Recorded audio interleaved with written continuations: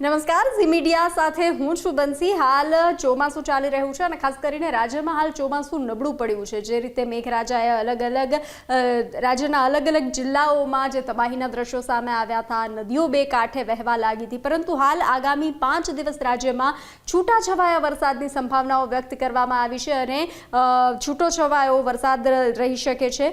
હળવો વરસાદની સંભાવના વ્યક્ત કરવામાં આવી છે। તો આગામી 5 દિવસ વરસાદની શક્યતા જે છે તે છૂટાછવાયા 24 કલાકમાં 108 તાલુકામાં વરસાદ વરસ્યો છે, પરંતુ તે છૂટોછવાયો વરસાદ નોંધાયો છે। રાજ્યમાં આગામી 5 દિવસ હવામાન વિભાગ દ્વારા છૂટાછવાયા વરસાદની આગાહી કરવામાં આવી છે, કારણ કે રાજ્યમાં ઓફશોર ટ્રફ સિસ્ટમ હળવી થતા સાર્વત્રિક રીતે વરસાદ રહી શકે છે, પરંતુ તે વરસાદ હળવો હશે અને છૂટોછવાયો હશે। આપણે વિંડીના માધ્યમથી સમજવાની ટ્રાય કરીશું। આપ જોઈ રહ્યા છો કે આપણા ગુજરાત પર હાલ કોઈ પણ ભારે સિસ્ટમ જે છે તે જોવા નથી મળી રહી, હળવો વરસાદ જોવા મળી રહ્યો છે। આપણે દરેક જિલ્લા અને દરેક જગ્યા પર નજર કરીએ।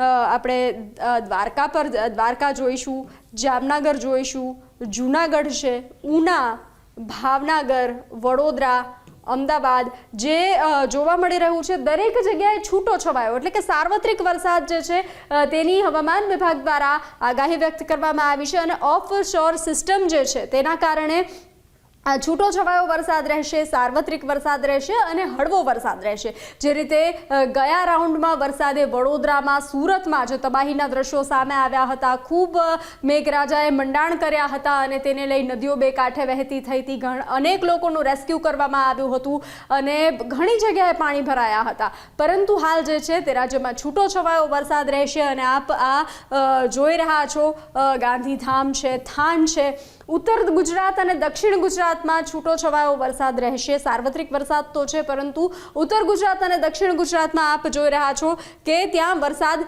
રહી શકે છે, અન્ય જિલ્લાઓમાં છૂટોછવાયો વરસાદ રહી શકે છે। તો આગાહીકાર અંબાલાલ પટેલ દ્વારા પણ આજ આગાહી વ્યક્ત કરવામાં આવી છે અને હવામાન વિભાગ દ્વારા પણ આગામી 5 દિવસ સાર્વત્રિક વરસાદની સંભાવના, પરંતુ છૂટોછવાયો વરસાદ કોઈ પણ પ્રકારનું નુકસાન નહીં લાવે તેવો વરસાદ જે છે તેની આગાહી વ્યક્ત કરવામાં આવી છે।